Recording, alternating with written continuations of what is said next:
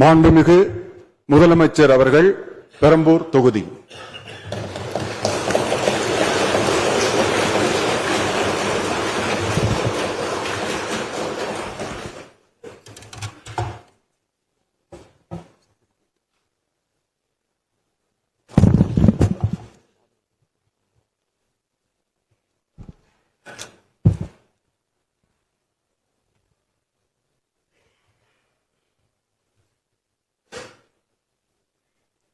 சட்டமன்ற பேரவையின் உறுப்பினராக தேர்ந்தெடுக்கப்பட்ட சி. ஜோசப் விஜய் எனும் நான் சட்ட முறைப்படி நிறுவப்பெற்றுள்ள இந்திய அரசமைப்பு சட்டத்தில் உண்மையான நம்பிக்கையும் பற்றுறுதியும் கொண்டிருப்பேன் என்றும் இந்திய நாட்டின் இறையாண்மையையும் ஒருமைப்பாட்டையும் நிலைநிறுத்துவேன் என்றும் நான் மேற்கொள்ள இருக்கும் கடமையை நேர்மையுடன் நிறைவேற்றுவேன் என்றும் உளமாற உறுதி கூறுகிறேன்.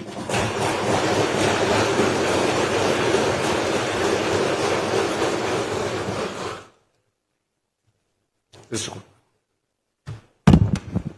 one.